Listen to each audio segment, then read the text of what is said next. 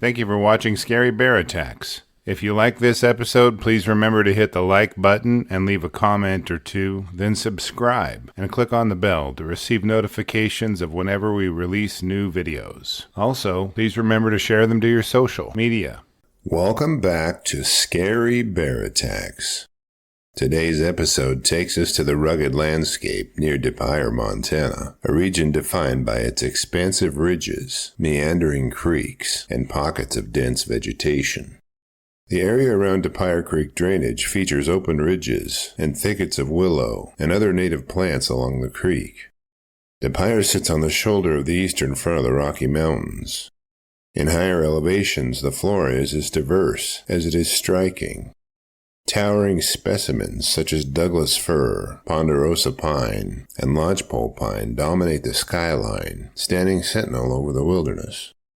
As the peaks give way to prairie, shrubs like sagebrush, bitterbrush, and wild rose provide texture and color, while berry bushes, including serviceberry, chokecherry, and wild huckleberry, dot the landscape.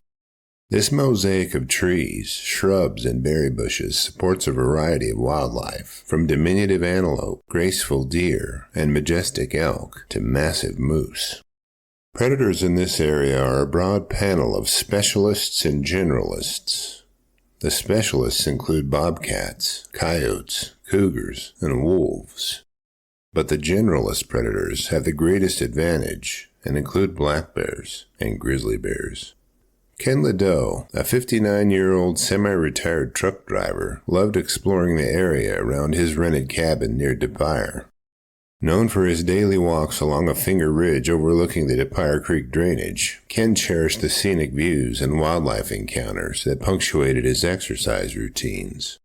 Neighbors had long warned him of the grizzly bear presence in the region, so Ken took their advice seriously.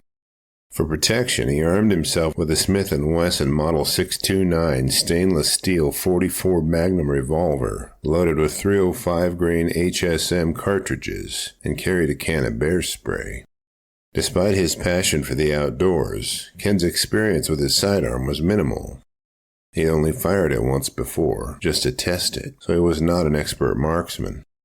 On April 8, 2020, Ken donned his backpacking windbreaker, gloves, and favorite walking stick for his usual evening walk along the finger ridge. He pulled his windbreaker over his pistol, holstered on his hip, and pressed his bear spray into its holder to ensure it was seated. Ken completed the hike up the ridge, and as the cool evening set in, Ken was returning down the ridge about a half-mile south of his cabin. The ridge's open terrain gave way to a brush patch near the Dupuyer drainage, where a thin layer of lingering snow still clung to the ground. As Ken passed this area, he heard an unfamiliar noise. Pausing briefly, he looked around but saw nothing amiss. However, when he glanced back, he was met with a terrifying sight. A grizzly bear was emerging from the brush, charging up the slope toward him from about 50 to 60 feet away.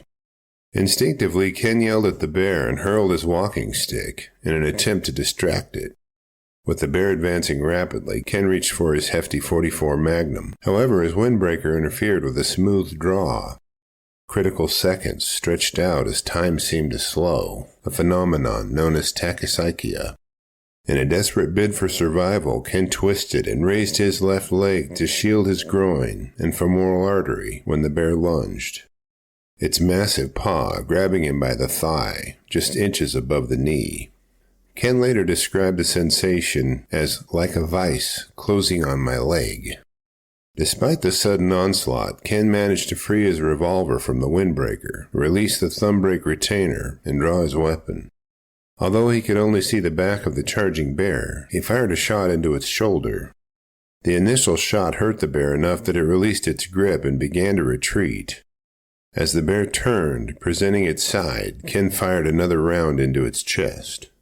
The bear staggered away, pausing momentarily, and Ken emptied the remaining rounds in a flurry of desperate shots. In the chaos that followed, he attempted to reload using his HKS speed loader, though his lack of experience made the process painfully slow. Ken managed to limp back to his truck and drove to a hospital in Conrad, Montana, where it took him 4 months to fully heal. Montana Fish, Wildlife, and Parks investigators later confirmed that Ken had hit the bear 4 times out of 6 shots fired. One of the rounds struck the bear in the eye socket, narrowly missing its brain. The bear, an adult female, estimated to be around 12 years old and weighing between 350 to 400 pounds, eventually retreated. Shortly after the encounter, 3 cubs were found and rescued by a local rancher, confirming suspicions that the bear had been a protective mother. Speaking of cubs, our Cub Tier membership on Patreon, linked below, will give you ad-free early access to our episodes, and the $3 per month goes a long way in helping me continue to produce educational and entertaining content like this. Montana spans approximately 147,000 square miles and is home to an estimated 700 grizzly bears, roughly 1 bear per 210 square miles.